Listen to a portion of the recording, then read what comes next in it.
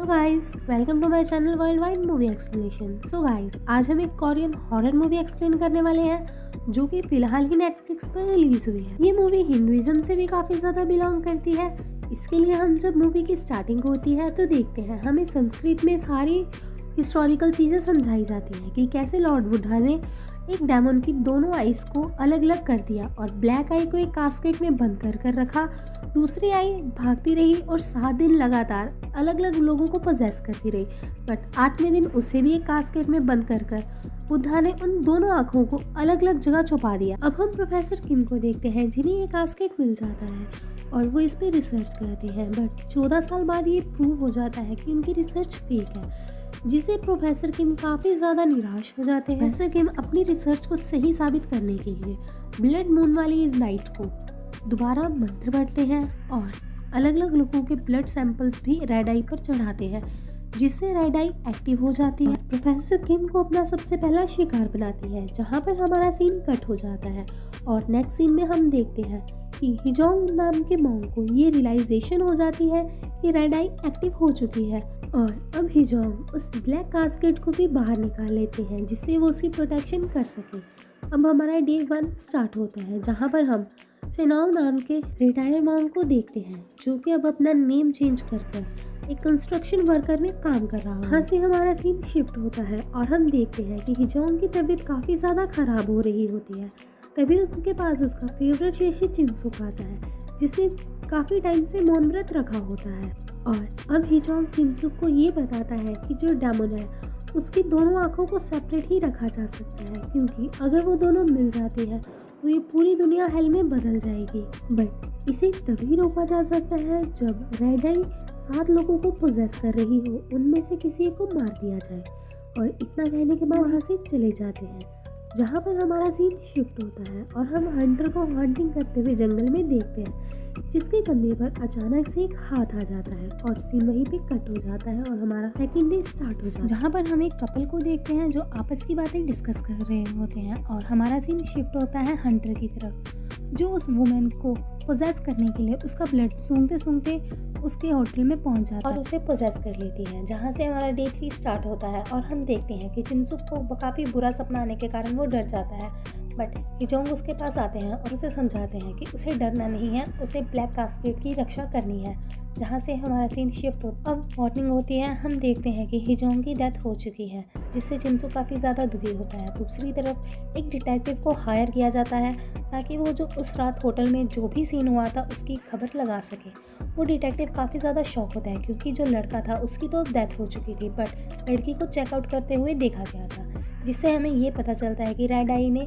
अपना तीसरा शिकार ढूंढ लिया है और हंटर की बॉडी भी काफ़ी बुरी हालत में पाई जाती है। हम देखते हैं कि चिंसुक के ब्लैक कास्केट को लेकर पर को ढूंढने के लिए चला जाता है। दूसरी तरफ डिटेक्टिव को थर्ड लेडी की लाश भी मिल चुकी थी जो कि काफ़ी ज़्यादा सड़ चुकी थी। इससे हमें पता चलता है कि रेड आई 4th एरिया में प्रवेश कर चुकी है और हमारा डे 4 स्टार्ट होता है, जहाँ पर चिंसुक पर को ढूंढने की लगातार कोशिश करता है, जिस बीच उसका बैग चोरी हो जाता है और वो एक गर्ल को नोटिस करता है जो कि सडनली डिसअपियर हो जाती है। हम देखते हैं कि चिंसुक पर का घर ढूंढते ढूंढते वहाँ तक पहुँच जाता है, बट उसका घर लॉक होने की वजह से वो उसके घर के बाहर बैठकर उसका वेट करता है। जैसे ही पर्क आता है तो वो हिजोंग की बताई हुई सारी बात पर्क को बता देता है और ये भी कहता है कि उससे वो कास्केट खो चुका है। इस बीच हम ये भी देखते हैं कि रेड आई 4th बॉडी से 5th बॉडी में ट्रांसफ़र हो जाती है और हिजोंग की स्पिरिट ये सारी बात पर्क को बता देती है और उसे ये भी बताती है कि उन्हें एक वर्जन साइकिल को ढूंढना होगा जो कि मॉन्क और डेमन के बीच का रिलेशनशिप बिल्ट है। इसीलिए अगर वो उसे ढूंढ के मार देते हैं तो वो इस डेमन की आइज़ को एक होने से रोक सकते हैं, जहाँ पर हमारा डे 5 स्टार्ट हो जाता है, जिसमें हम देखते हैं कि पर्क पूरी तैयारी करके डेमन को रोकने के लिए चल पड़ता है, जहाँ पर चिंसुक और वो ब्रेकफास्ट करते हैं और इसी बीच पर्क की नज़र चिंसुक के जूतों पर जाती है जो कि काफ़ी बुरी हालत में होते हैं, इसलिए वो उसे नए जूते दिला देता है, जिसके एक्साइटमेंट में चिंसुक अपना मौन व्रत तोड़कर उसे थैंक यू बोल देता है, जहाँ पर हमारा सीन शिफ्ट होता है और हम देखते हैं कि चिंसुक और पर्क दोनों आउट ऑफ टाउन जाते हैं वर्जिन साइकिल को ढूंढने के लिए, जहाँ पर पर्क की नज़र टीवी न्यूज़ पर पड़ती है, जहाँ उस दिन होटल वाली लेडी की न्यूज़ दिखाई जाती है, जिससे उसे पता लग जाता है कि डेमन कहाँ पर हो सकता है। पर पर्क और चिंसुक दोनों मिलकर दिन भर वर्जिन साइकी का पता लगाने की कोशिश करते हैं, पर उन्हें कुछ भी पता नहीं चलता। जहाँ पर हम आखिर में देखते हैं कि रात में पर्क को एक स्पिरिट दिखती है जो उसे वर्जिन साइकी का पता बता देती है। दूसरी तरफ हम ये भी देखते हैं कि फोर्थ लेडी की लाश भी डिटेक्टिव को मिल जाती है और उसकी बॉडी भी काफ़ी ज़्यादा सड़ चुकी होती है। लास्ट में हम देखते हैं कि पर्क अपने पास्ट को याद कर रहा होता है कि कैसे उसका परिवार सारा ख़त्म हो गया और जिस लेडी की वजह से उसका परिवार चला गया, वो लेडी अपने बेटे की रिस्पॉन्सिबिलिटी पर्क को देकर वहाँ खुद सुसाइड कर लेती है और वो लड़का और कोई नहीं चिंसुक होता है, जिसे बचपन में पर्क ने मारने की कोशिश भी की थी, बट उसे रियलाइजेशन हो जाता है कि जो वो करता है वो गलत करता है। और हमारा 6 डे स्टार्ट हो जाता है, जहाँ पर हम देखते हैं कि पर्क ब्रेकफास्ट करते हुए कुछ लोकेशंस को मार्क कर रहा होता है, जिसे वो और चिंसुक दोनों अलग अलग जाकर ढूंढने वाले होते हैं। पर्क उस लोकेशन पर जाता है जहाँ पर फोर्थ लेडी की लाश मिली थी और चिंसुक वर्जिन साइकी का घर ढूंढने के लिए चला जाता है, बट वहाँ पर काफ़ी ज़्यादा बारिश होने की वजह से एरन चिंसुक को अपने घर में बुला लेती है। जब तक बारिश होती है, चिंसुक और एरन बैठकर बातें करते हैं, जहाँ पर हम देखते हैं कि पर्क उस लोकेशन पर पहुँच जाता है जहाँ पर फोर्थ लेडी की डेथ हुई थी। वहाँ पर उसे कुछ भी नहीं मिलता, बट वहाँ पर डिटेक्टिव आकर पर्क से कुछ पूछताछ करने लग जाता है और उससे उसका आईडी कार्ड भी मांगता है। आईडी कार्ड मांगने पर पर्क उसे आईडी कार्ड दे देता है, बट जैसे ही वो उसका बैग चेक करने के लिए कहता है तो वो वहाँ से भाग जाता है क्योंकि उसके बैग में कुल्हाड़ी थी। बट डिटेक्टिव भी पर्क के पीछे भागना शुरू कर देता है, जिस बीच पर्क के हाथ से वो मैप गिर जाता है। और दूसरी तरफ हम देखते हैं कि बारिश रुकने के कारण चिंसुक एरन के घर से चला जाता है, बट जैसे ही वो जाता है रास्ते में वो एक अजीब सी लड़की को देखता है जो काफ़ी ज़्यादा अजीब हरकतें करती है, बट वो शॉक तब हो जाता है जब रेड आई उसके गाल पर उसे दिखती है। जहाँ से हमारा सीन शिफ्ट होता है और हम डोंग और डिटेक्टिव को आपस में बात करते हुए देखते हैं। डिटेक्टिव डोंग को बताता है कि उसे पर्क पर पूरा शक है, इसलिए वो दोनों उस मैप की लोकेटेड जगह पर जाने का डिसाइड करते हैं, जहाँ पर डोंग उसे एक तिलिस्मन देता है जो कि उसने वर्जिन साइकिक से बनवाया होता है, जो कि बुरी आत्माओं को उससे दूर रखेगा। जहाँ पर दूसरी तरफ हम देखते हैं कि चिंसुक रेड आई की पोजेस लड़की की सारी बात पर्क को बता देता है और बताता है कि उसने वर्जिन साइकिक का घर भी ढूंढ लिया है। ये सब बातें सुनकर पर्क चिंसुक को बोलता है कि उसे अब वापस गाँव चले जाना चाहिए, बट चिंसुक मना करता है। बट पार्क उसे समझाता है कि उसे उस लड़की का मर्डर करना है। इससे चिंसुक काफ़ी ज़्यादा डर जाता है और वापस जाने की तैयारी करता है। और अगले ही सीन में हम देखते हैं डिटेक्टिव डोंग की मदद से वर्जिन साइकिक का घर पता लगा लेता है और पर रास्ते में डिटेक्टिव की नज़र पार्क पर पड़ती है और वो उसका पीछा करने लग जाता है। दूसरी तरफ चिंसुक भागता हुआ एरन के पास आता है और उसे अपने साथ वापस टेंपल ले जाने के लिए ले जाता है। जैसे ही वर्जिन साइकिक के घर पर एंटर करता है, वो देखता है कि साइकिक का मुंह मंत्रों से लिखे कपड़े से ढका होता है, बट जैसे ही वो उसे मारने की कोशिश कर डिटेक्टिव वहाँ पर आ जाता है और पर्क को ऐसा करने से रोकता है। जिस बीच वो 6 बॉडी जिसे रेड आई ने पोजेस करा था, वो लड़की यहाँ पर पहुँच जाती है और डिटेक्टिव को दूर पटक कर वर्जिन साइकिक को अपना अगला शिकार बनाने के लिए आगे बढ़ती है। जैसे ही वो आगे बढ़ती है, पर्क उसे रोकने के लिए कुल्हाड़ी पर बुद्धा का मंत्र लिखता है, बट जैसे ही वो उस कुल्हाड़ी से उस लड़की पर वार करने लगता है, वो लड़की भागकर डोंग से हेल्प मांगती है, जिससे डोंग उस लड़की को बचाने के लिए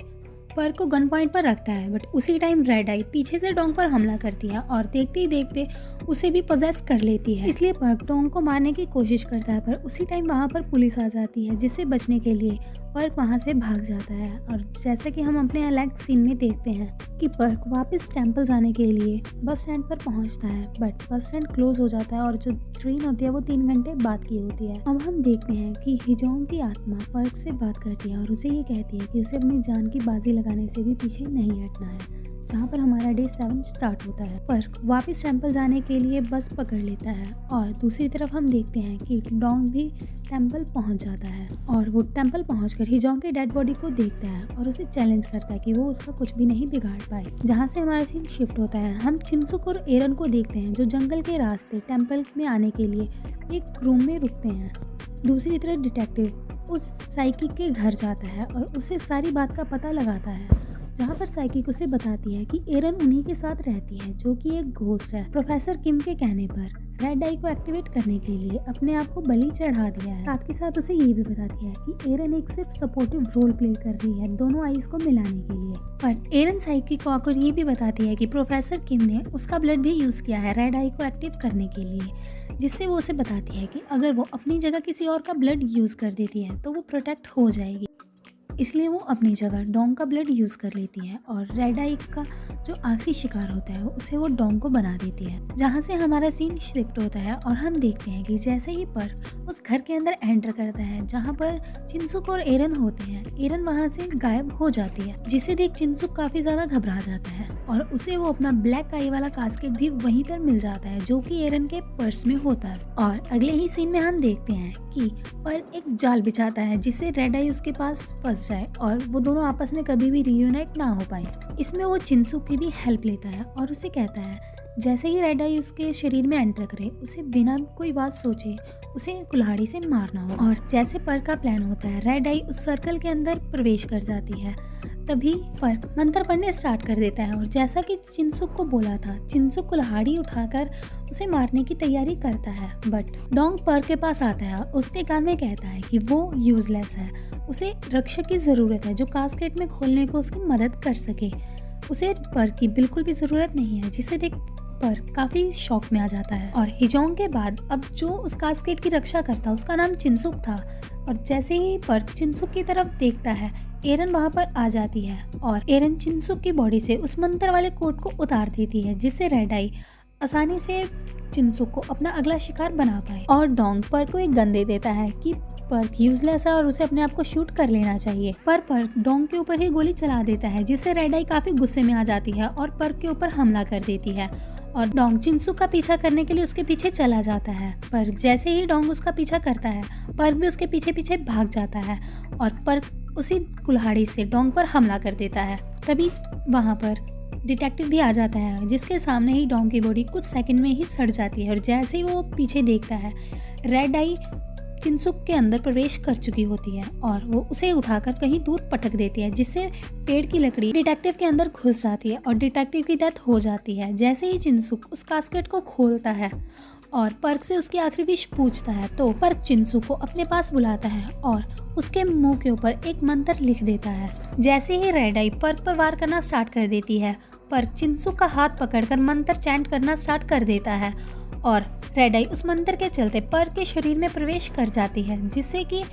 अब चिनसुक उस कुल्हाड़ी से पर्क को देखते ही देखते मार देता है जिससे रेड आई और ब्लैक आई आपस में फिर से डिवाइड हो जाते हैं। और अब रेड आई को चिनसुक एक कास्केट में बंद कर वापस उसकी जगह पर छोड़ आता है जहाँ पर एरन का गोस्ट भी उसे मिलता है जिसे कि अब डेमन के वश में से छुटकारा मिल चुका होता है और वहीं पर हमारी मूवी एंड हो जाती है। सो गाइज, आपको हमारी मूवी कैसी लगी प्लीज़ लाइक करें, सब्सक्राइब करें और साथ के साथ शेयर करें